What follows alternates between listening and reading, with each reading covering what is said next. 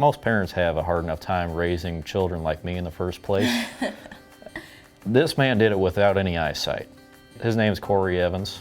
He's my dad. Now, he didn't grow up blind. He ended up losing his eyesight later on in life. He was about 4 years old. He contracted diabetes.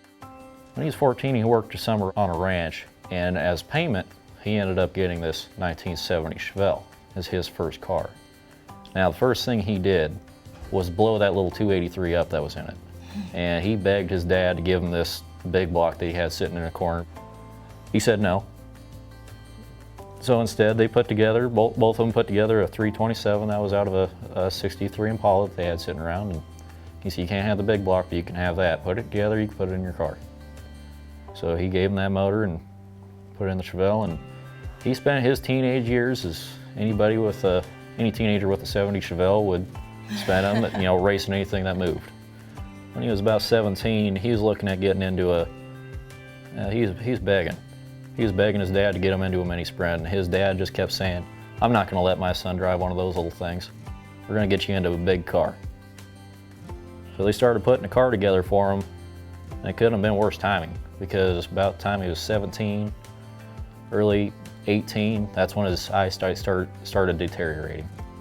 His retina started detaching from his eyes, and within another couple years, he was completely blind. He decided, well, there's nothing for me out here in western Nebraska, so he comes over, moves to Lincoln, and he actually goes to Southeast Community College in Milford and graduates as an automotive tech without eyesight. I saw a video a while back of your dad doing a burnout this year. Yeah. Was that car the one that he had, that Chevelle he had? About a year ago now. I talked him into saying, hey, there's this car show up in Toohey, Nebraska. They've got this burnout contest. You can imagine people's reaction if a blind man sticks his cane out the window and does a burnout. I saw that. In his first car. So it fights us every step of the way. I mean, we just swapped a new transmission into it. It was my old overdrive transmission out of my car. I think we broke 3 starters somehow, just factory defects that they actually broke the case on. I mean, it just oddball problems like that. Everything was just fighting us. And we didn't even have time to wash the car before we got up there, because it didn't want to run. Just like I said, it's stubborn with me. He jumps in the thing, hits the key, doesn't do anything, fires right up. And I'm just throwing my hands and cussing at him. He's just laughing at me.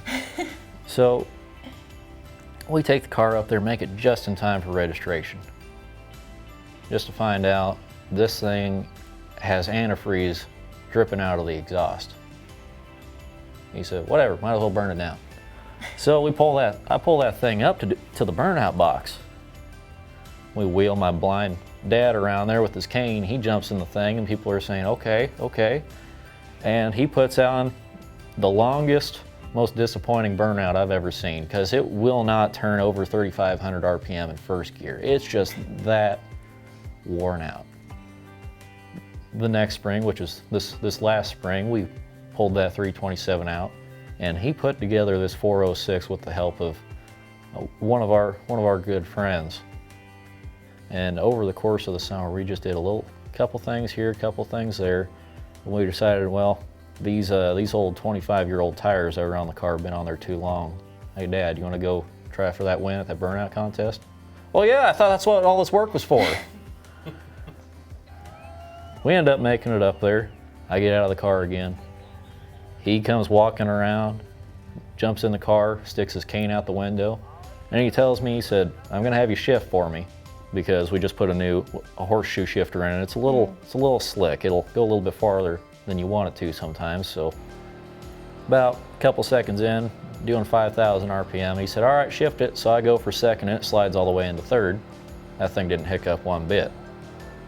So he's sitting there doing about a 6,500 RPM burnout. The speedometer is just pegged out in this thing. You look back and you can't see anything. I mean, it's just like you're in a cloud. By the time he's all finished with that cane sticking out the window, I just look over at him. I said, can you see anything? And he said, what the hell are you talking about? And I said, because I sure can't. So he said, well, was it pretty good then? And I said, Well, I mean, you got to listen to the people because everybody was just cheering left and right. The whole car was just gone. It disappeared in smoke. He actually ended up winning that burnout contest. So, Jordan, what are you thankful for, and how does your dad inspire you? The reason why he inspires me is because he's accomplished so much in his life through diabetes, being blind, 3 kidney transplants while he was raising me. He always went the extra mile to make sure that he could do whatever he could for his son, whether or not, it was racing or the streetcar stuff, anything else. If he can accomplish all the things that he's done in his life with everything going against him, what's my excuse? I don't have all these problems that he has. If I can't do something that he can, I really need to think twice about what I'm doing wrong here. This man can't see, and he taught me how to assemble a small block Chevy.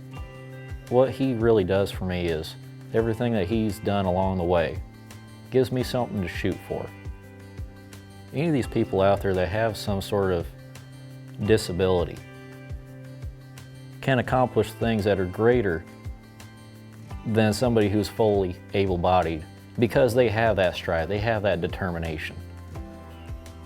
Just the fact that he can balance his health issues and raising me, racing, his own vehicle, working 65-hour weeks. If I can't even balance myself, working a 40-hour work week and accomplish some of these things that he's done, I'm really doing something wrong with my life. I should be able to at least do what he's done, if not more. But I need the determination to do that, and he gives me that determination, that stride to better myself because he's done the same for himself.